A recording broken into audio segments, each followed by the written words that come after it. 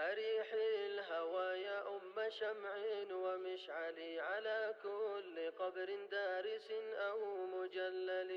أريح الهوى يا أم شمع ومشعلي على كل قبر دارس أو مجلل.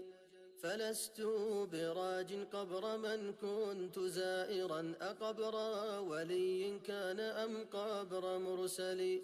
فمن يرجو أو ينزل بميت فإنما رجائي بحي لا يموت ومنزلي. فيا راجيا غوث الرفاعي دهره متى جاء غوث من تراب وجندل. فلو كان غياثا لما احتاج حفرة تقيه وحوشا إن تنل منه. Assalamu alaikum wa rahmatullahi wa barakatuh, my brothers and sisters.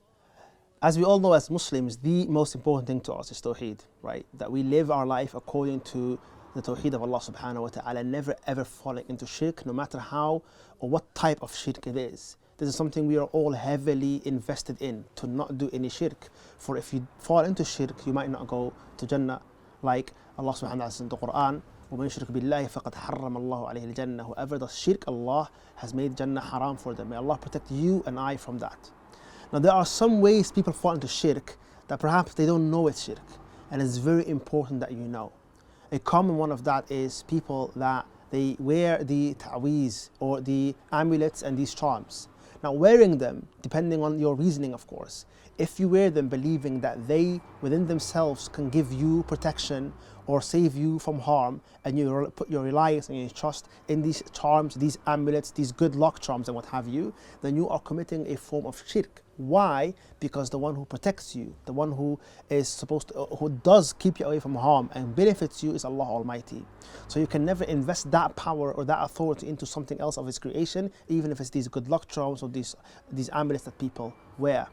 Another common one that people fall into is when they want to find out about their future. So they look into fortune cookies or they look into their horoscope. That's a very common one, where you want to check your horoscope to see what's going to happen to you in the future, when Allah is telling us that no one knows the future except Him. وَعِنْدَهُ مَفَاتِحُ الْغَيْبِ لَا يَعْلَمُهَا إِلَّا اللَّهِ. The keys to the ghaib, to the unseen, are only known to Allah. You don't know your future, but you ask Allah to of course give you the best. So don't trust or read these horoscopes, for that is a form of shirk as well. Another one is when people are making an oath or they were trying to make a point, they will say, I swear by my mom's grave, or they say, I will swear by this and that or the other. This is of course another form of shirk, although this is known as shirk al-alfaz, a statement that is shirk. Why? Because you're supposed to only swear by Allah subhanahu wa ta'ala. And when the Prophet was told about this, that some of his companions used to say, I swear by the Kaaba, he said, don't do that. Say, I swear by the Lord of the Kaaba. So swear by the Lord, swear by Allah subhanahu wa ta'ala whenever you want to make a point. And finally, my brothers and sisters, generally speaking, stay away from every type of veneration of creation, where people go to saints and they go to graves and they do all these sorts of crazy things. Fear Allah subhanahu wa ta'ala and have your heart connected to Allah subhanahu wa ta'ala. The Prophet, he warned us of people visiting graves and then doing things they're not supposed to, such as making tawaf around them perhaps, or calling upon the dead, things we are not allowed to do that are a form of shirk. Stay away from those and always be someone that's upon tawheed. Barakallahu feekum. Assalamu alaikum wa rahmatullahi wa barakatuh.